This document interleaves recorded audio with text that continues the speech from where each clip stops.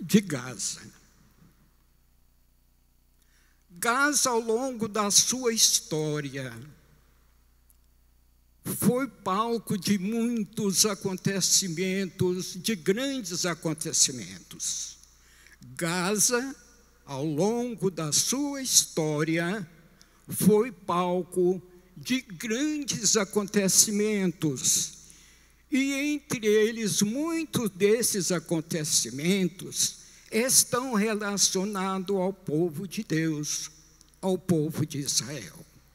Para dar início, vamos lá para o livro de Josué, capítulo 11, versículo 20, acho que é 22, melhor dizendo, 22. Vamos para, um dos irmãos que encontrar pode ler, para que esse vai ser a partida, vai ser o ponto de partida da nossa mensagem, do nosso ensino. Josué, capítulo 11, versículo 22. Quem achou, por gentileza, pode ler.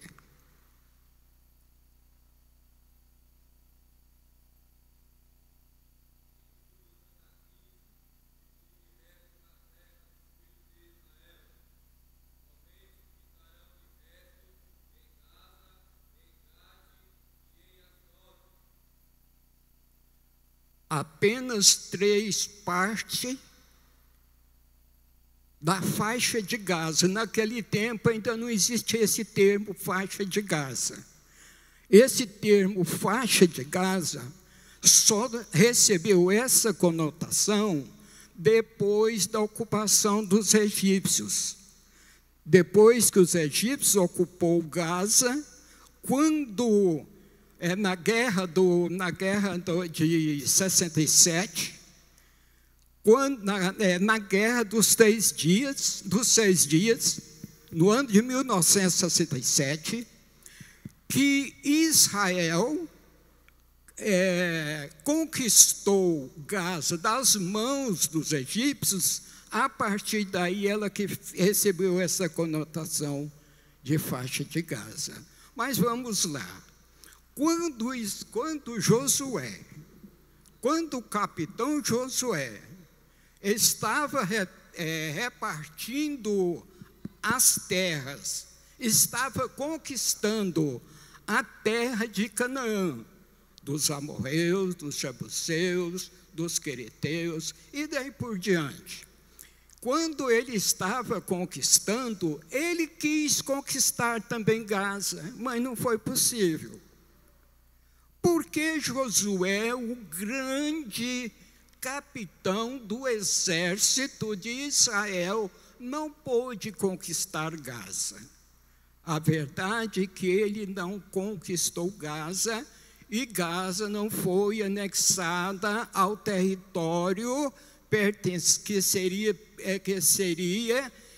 distribuída, repartida entre as 12 tribos de Israel.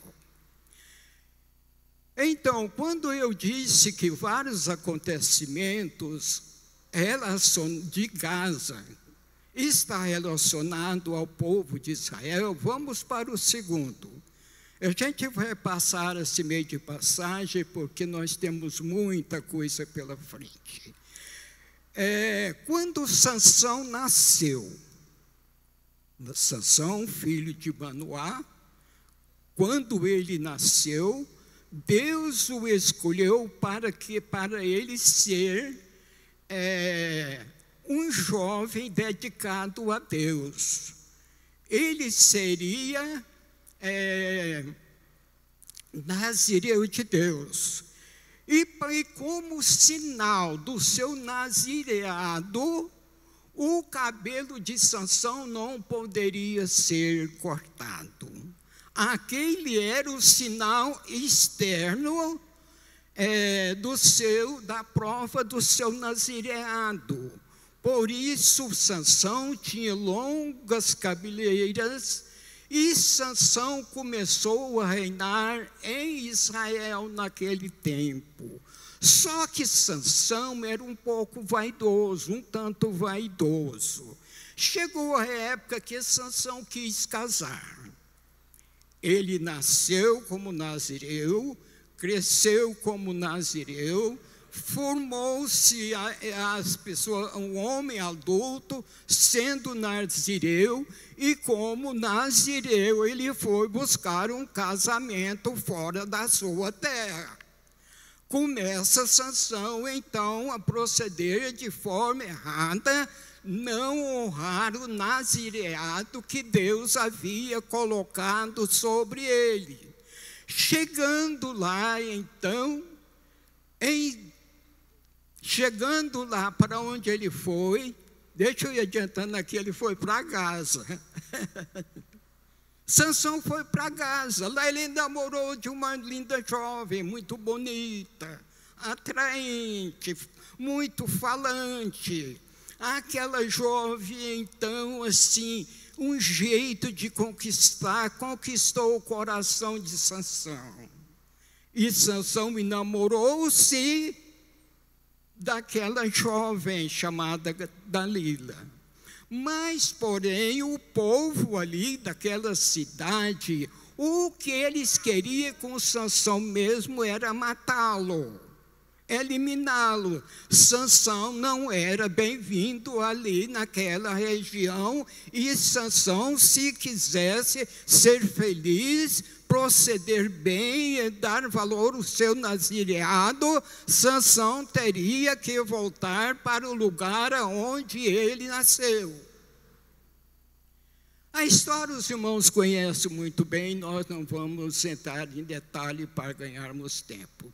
Mas a verdade é que Sansão, ele ali entrando ali em Gaza, uma certa noite ele foi pressionado pelos inimigos. Sansão quis fugir, escapar dos inimigos, mas fugir como? De que maneira Sansão poderia escapar dos seus inimigos ali dentro da cidade de Gaza? Porque os portões, a cidade era murada e os portões eram fechados, travados, trancados, e ele estava fechado dentro de Gaza. Os habitantes ali, os inimigos de Sansão, pensou que era uma oportunidade top para capturar e prender Sansão. Só que eles não conheciam, não sabiam o mistério de Sansão. Sansão chegou no portão da cidade, deu uma olhada, portão de ferro, muito bem confeccionado, preparado para guardar a cidade. Sansão chegou, deu uma olhada, examinou, levou seus braços fortes, cheios do poder de Deus, da unção de Deus. Ali estava mais um sinal do seu nazireado, porque Deus ali havia lhe dado uma força extraordinária. Assim como Deus deu sabedoria extraordinária para Salomão, para Sansão ele deu uma força extraordinária. Assim como Deus deu uma fé extraordinária para Abraão, Sansão recebeu uma força física extraordinária. E ele pegou ali no portão, deu uma balançada, firmou um pouco mais, aí ele puxou de vez. Brá! Arrancou o portão da cidade de Gaza, colocou sobre as suas costas, sobre os seus ombros, e aqui, perna para quem te quero, fugiu dos seus inimigos, deixando a cidade aberta, carregando em seus ombros o portão de ferro. Mas tudo bem, os filisteus não perdeu a esperança de capturá-lo. E eles viram que era através de Dalila. numa reunião no camarim, eles trocaram ideia e disse: é a Dalila que vai fazer um jeito de nós pegar ele. Dito e certo. A história os irmãos conhecem muito bem, não vamos entrar em detalhes. O certo é que, traído por Dalila, o seu cabelo foi cortado. Uma vez cortado o seu cabelo, o seu nazireado caiu por terra. Assim como Esaú perdeu seu direito de primogenitura por causa de um prato de comida, agora Sansão também perde o seu nazireado por causa dos caprichos de uma mulher, que não o amava, mas queria servir de instrumento para prender Sansão. E o que eles queriam aconteceu, os cabelos de Sansão foram cortados, vieram as tropas, os soldados, prenderam Sansão, furaram-lhe os olhos e levaram Sansão para onde? Para uma prisão em Gaza. Levaram Sansão para uma prisão em Gaza.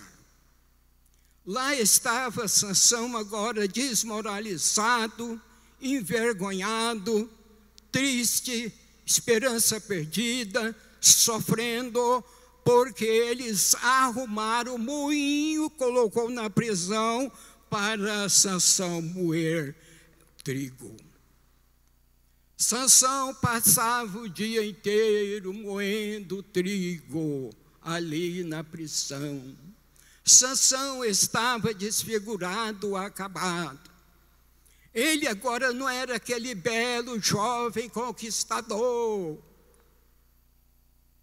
Cabeleiras longas, bem arrumada, bem penteado. Agora ele estava todo esgafurinado, seu cabelo.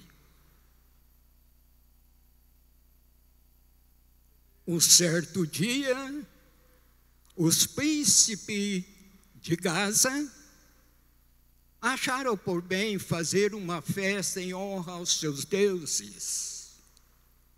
Vamos celebrar uma festa aos nossos deuses, e isso eles fizeram. O templo era enorme, cabia gente que precisa ver o templo. Tinha 3.000 pessoas no templo, se não me falha a memória, era Dagon, o nome do... Dagon? Muito obrigado. Então, irmãos, o templo de Dagon estava assim, ó. Homens, mulheres e crianças festejando, alegrando, bebendo, embriagando ali, fazendo tudo que a carne e o diabo gostam. Fazendo ali no templo de Dagon. E já era lá pelas tantas da madrugada, assim creio eu, que um deles lá dentro, a multidão, no meio do festejo, tive uma ideia, que tal trazer Sansão aqui para nós rir na cara dele? Que tal trazer Sansão para cá para nós rir na cara dele? Outro disse, boa ideia, quem vai lá? Não, eu vou, pode deixar que eu vou lá. Aí veio Sansão e o seu pajem não, o seu guia. Sansão era cego, seus olhos já tinham sido vazados. Veio Sansão e o seu guia.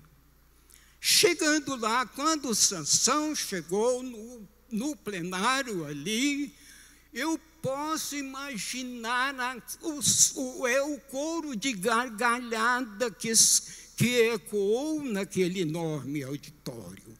3.000 pessoas, som de homens e mulheres rindo, zombando de Sansão. Sansão, mais uma vez, ele sendo humilhado ali, Sansão pensou, essa coisa não está, isso aí está ruim demais da conta. Como é que eu posso suportar uma coisa dessa?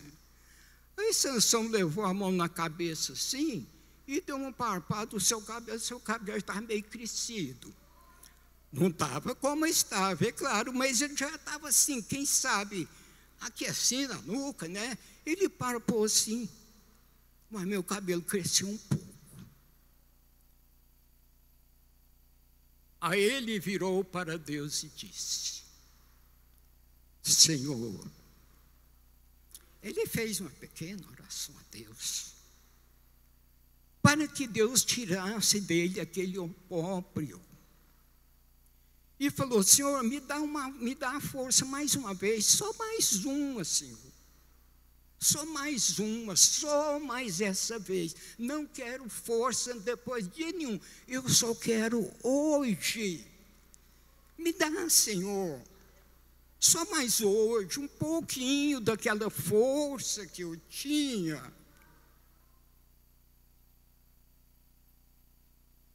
Aí ele fala para o seu guia. Falou baixinho, o guia, faz o seguinte, aonde aqui que fica as colunas que sustentam esse prédio? Você sabe? Eu acho que eu sei. Não, então me leva para lá, eu quero dar uma escoradinha nas colunas. Estou cansado dessas coisas. Me leva lá, deixa eu escorar nas colunas um pouquinho. O seu guia o leva lentamente, disfarçadamente, e colocou Sansão escorou aqui, numa das colunas. A outra ficava próxima aqui do outro lado, pertinho as duas. E naquela hora ele disse, Senhor, aquela força me dá só mais hoje. Aí Deus ouviu e apiedou-se de Sansão. Para Sansão 1000 vezes morrer, do que continuar vivendo naquela situação. Nós, amados irmãos, 1000 vezes estar com Cristo do que zombado na nossa vida de fé, na nossa caminhada. Paulo, uma certa vez, ele disse assim, eu estou em aperto, porque entre viver e morrer, eu prefiro morrer. A minha vontade é morrer, porque eu morrendo, eu estarei com o Senhor.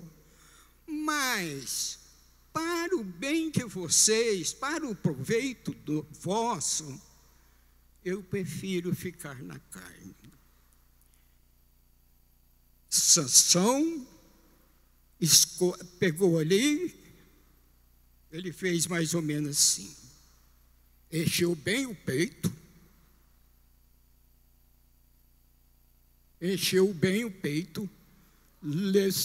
punho cerrado, levou numa coluna aqui, e com a outra, e aqui ele juntou a sua força, e a graça do Espírito Santo tomou conta de Sansão, a força que ele precisava mais uma vez. Ele foi revestido daquela força e ele deu um balançado, as colunas moveram-se, o madeiramento em cima começou a estalar, o povo na festa começou a olhar o que está acontecendo. Terremoto não é, porque a terra está quieta. Será o que está acontecendo? Sansão deu mais uma juntada e as colunas fez isso e o templo desceu sobre a multidão. Morreu 3.000 pessoas naquela noite. O templo desabou, a poeira cobriu, silêncio total, silêncio total. Estava tudo morto. morreu todo mundo. Isto em Gaza. E nós vamos prosseguindo um pouco mais. Quando Josué não conseguiu conquistar Gaza, Judá, a tribo de Judá conquistou ela algum tempo depois. Judá conquistou Gaza, mas ficou pouco tempo na administração de Gaza, subjugando Gaza. Logo, pouco tempo depois, Gaza voltou a ser o que era. Com esse tempo, de repente, surge um povo, surgem uns nômades, que ninguém sabe de onde apareceu esse grupo nômade. Alguns acreditam que foi do sul da Europa, mas o certo é que ninguém sabe. Tomou conta de Gaza e esse povo se chamava Filisteu.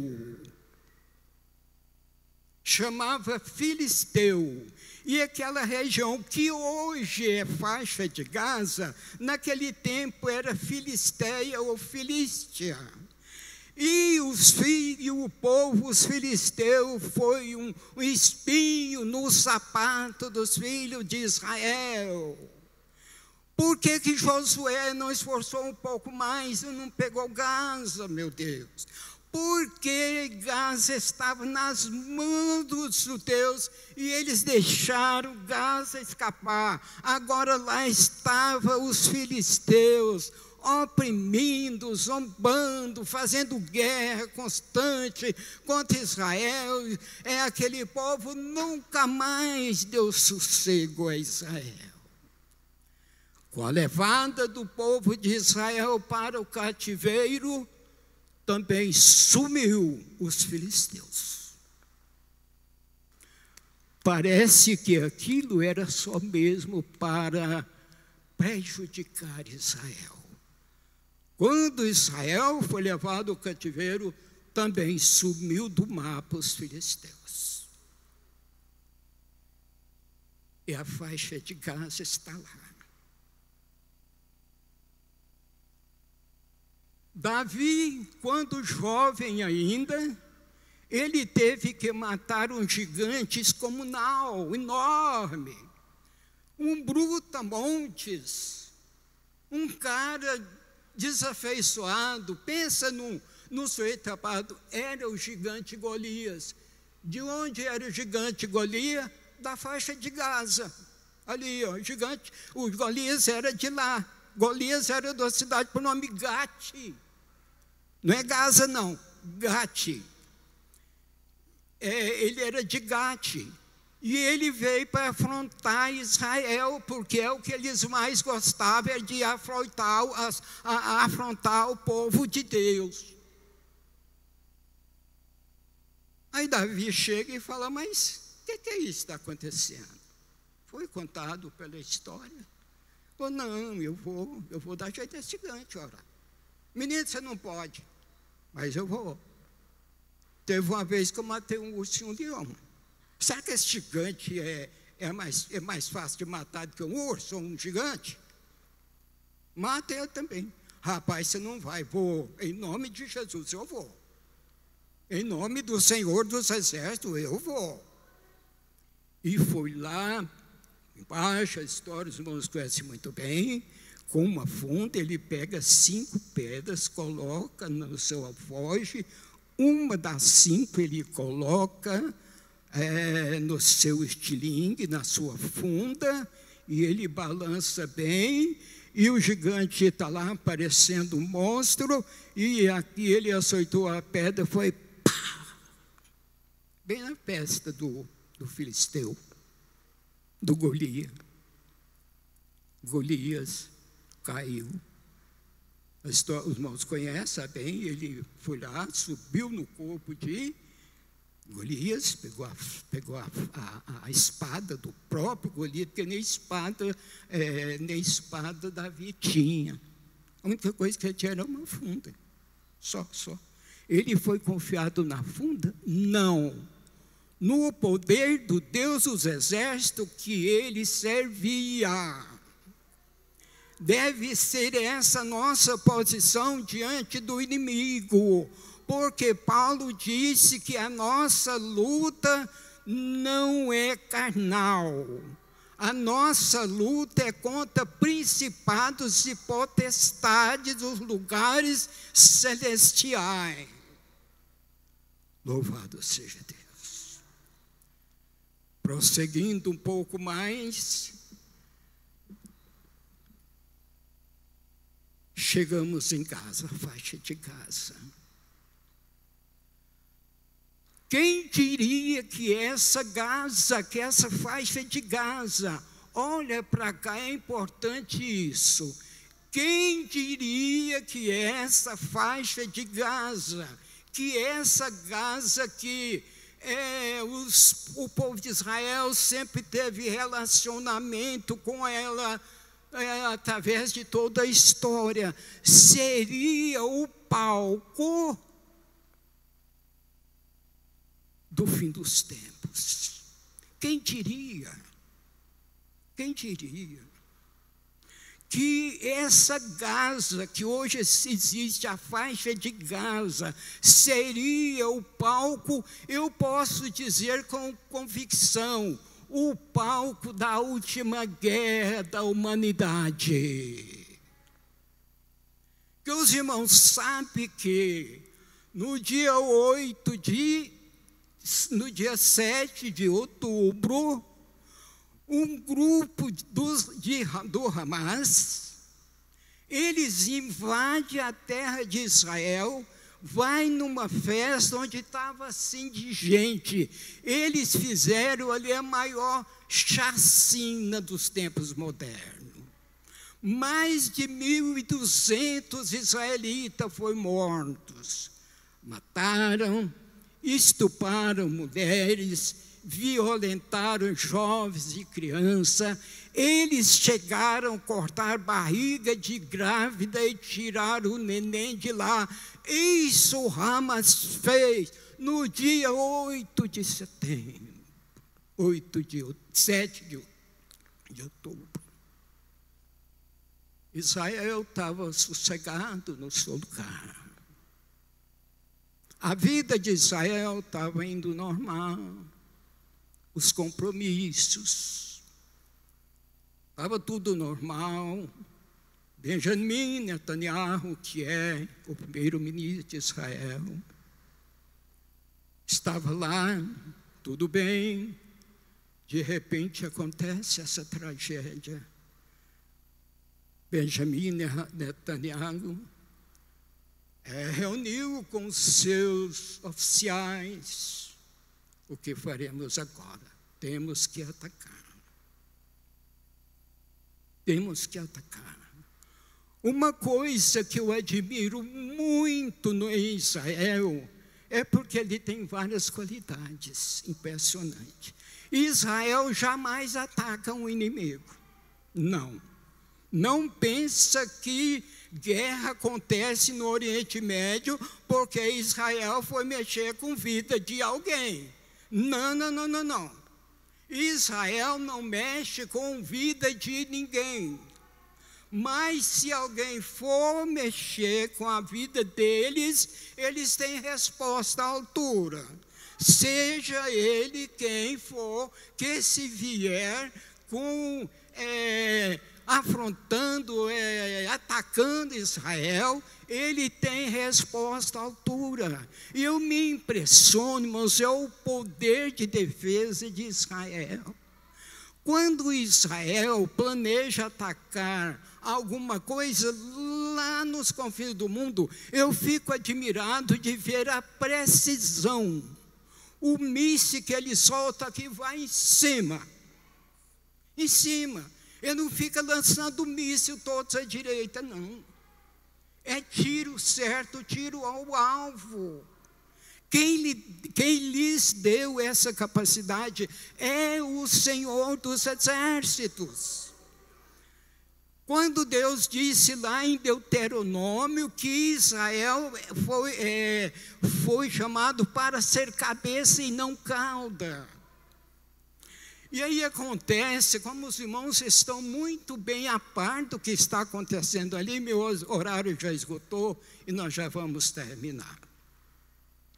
Os irmãos conhecem muito bem a história, não precisa eu entrar nesse detalhe aí.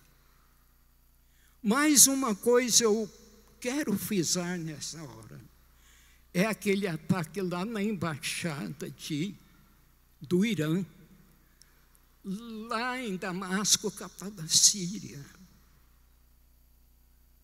De repente, olha um ataque certeiro em cima da embaixada do Irã em Damasco, capital da Síria. Quem fez esse ataque? Eu fiquei muitos dias matinando a ideia, pensando, mas meu Deus, esse ataque não pode ser de Israel. Embora Israel tenha razões de sobra para atacar a embaixada do Irã, seja onde for, ele tem razão de sobra, porque o Hamas, ele é costeado pelo Irã. O Hezbollah costeado pelo sul do Líbano. Então Israel tem razão de sobra de atacar a embaixada em Damasco. Mas Israel diz, fala que não. Olha para cá, atenção. Olha para minha cara, você é bonitinha, eu sou feio, mas olha para cá. Israel nunca até hoje, até agora, ele não assumiu aquele ataque lá. Eu pensava, gente, mas Israel não pode ter feito isso, embora ele tenha razão, mas ele não fez isso. Depois que eu fiquei matinando a ideia, aí fiquei sabendo que ele diz que não. Porém, as nações todas acreditam que aquele ataque foi realmente de Israel. Inclusive os próprios Estados Unidos americanos acreditam, falam que aquele ataque é de Israel. Mexeu com a caixa de marimbondo. Não é verdade? Mexeu com a caixa de marimbondo. Porque o Irã é doido para destruir Israel, para acabar com Israel, para eliminar Israel do mapa. É a coisa que o Irã mais quer nesta vida, é riscar Israel do mapa. Mas ele não tem poder para fazer isso enquanto a igreja do Senhor estiver na face da terra. Depois que a igreja for arrebatada, aquilo lá e sim vai virar um pavio de pólvora. Aquilo lá vai virar um barril de pólvora, porque aí ninguém segura mais. Ninguém segura mais. Aí o que aconteceu? O Irã manda então o revide sobre Israel. Só drone balístico e mísseis e tanta coisa, ele lançou 300. O Irã lançou 300 armas mortais sobre Israel. Quantos morreram? Quantos morreram, irmãos? Naquele ataque que ele fez assim com toda a força que ele tinha, com todo o gás, lançando armas, mísseis e drones sobre Israel. Quantas pessoas morreram em Israel? Ninguém. Não morreu ninguém. Só uma jovenzinha que nem israelense não era, que levou lá uns ferimentos lá de pouco, mas não morreu ninguém. Bom, para encerrar. Aí todo mundo pensou que agora era a hora que a Terceira Guerra Mundial estourasse. Mas os Estados Unidos interveio no assunto e disse para Israel: vai devagar aí. Você vai revidar? Vou sim. Não, mexe com isso não. Eu vou revidar sim, eu vou retalhar. Os Estados Unidos: não faz isso não, Netanyahu. Não, ninguém me dissuade de atacar. Por outro lado, a China chega no Irã e diz: Irã, pelo amor de Deus, Irã, pelo amor de Deus, calma aí. 90% do petróleo da China vem do Irã. Se aquilo virar um barril de pólvora, o que será feito? A Rússia está de um lado, ela, apesar que ela já mandou forças para lá, mas a Rússia está quieta, ela está lá entretida. A Rússia está entretida com a Ucrânia. Aquilo é o entretenimento da Rússia, até que graças, sei lá, não sei nem se posso falar graças a Deus, porque aquilo lá também é uma covardia muito grande. A Rússia arrebentou uma guerra daquela em cima do Irã, uma covardia muito grande. Mas veja bem, é bom para Israel, porque sendo assim, ele não está livre e solto para lá. Sabe por quê que Deus está fazendo isso? Está reservando a Rússia para depois do arrebatamento da igreja. É quando Magog, da terra de Gog, que é os príncipes de Meseque e Tubal, a hora que eles avançar sobre Israel, sobre os países ali, Israel vai ser exprimido como uma uva, quando espreme para extrair o vinho. Vai ser exprimido. Só que isso, irmãos, fique calmo, isso não acontecerá agora. Aquele texto que nós lemos de Mateus, Jesus disse assim: portanto haverá guerra, rumores de guerra, mas isso não é o fim. Tudo isso é o princípio das dores. Na igreja do Senhor Jesus está agora vivendo o período do princípio das dores. Logo, um dia desse, a igreja vai ser arrebatada. Jesus está com pressa, Deus está com pressa. Aquilo que está acontecendo no Oriente Médio, aquilo é Deus mobilizando as nações, como dizendo: vamos lá, gente, eu quero tirar a minha igreja. O cálice, o vinho da ira de Deus, o cálice está cheio. O cálice da ira de Deus está cheio, só não pode derramar, porque se derramar, dá problema na face da terra. E a igreja será arrebatada antes.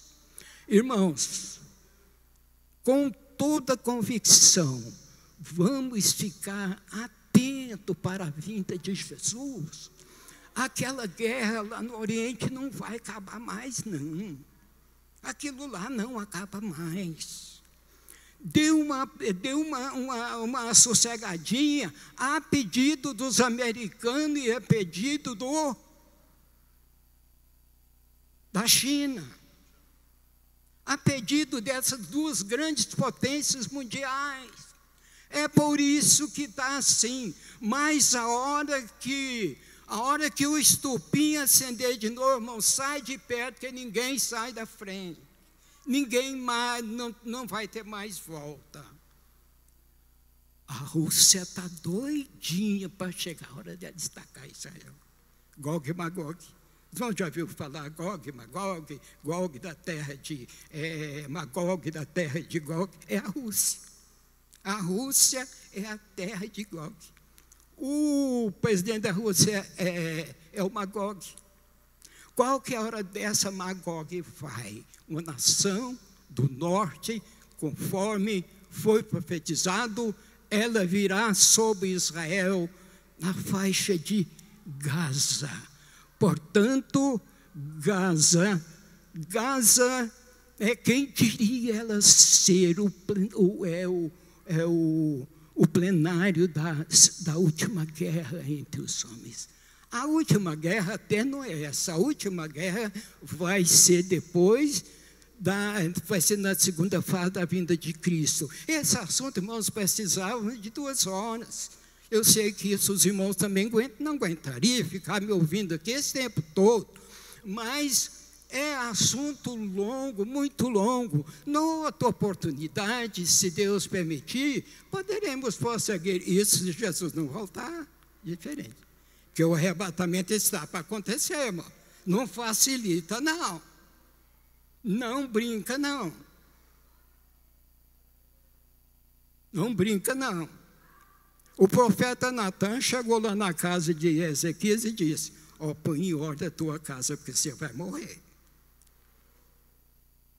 O Espírito Santo está nos alertando: prepara a igreja, porque o arrebatamento vai acontecer. O pior, irmãos, que o arrebatamento, ninguém pode precisar da data dele. É por isso que Jesus deu sinais do arrebatamento. Tudo isso é sinais do arrebatamento. E Deus está com pressa, estou sentindo a pressa de Deus acelerando as coisas. O tempo está passando rápido. Jesus disse que se aqueles dias não fosse abreviado, nenhuma carne se salvaria.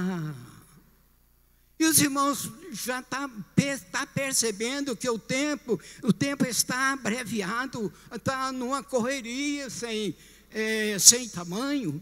E o mais interessante que eu acho é que a hora não deixou de ser 60 minutos. O mês não deixou de ter 30 dias.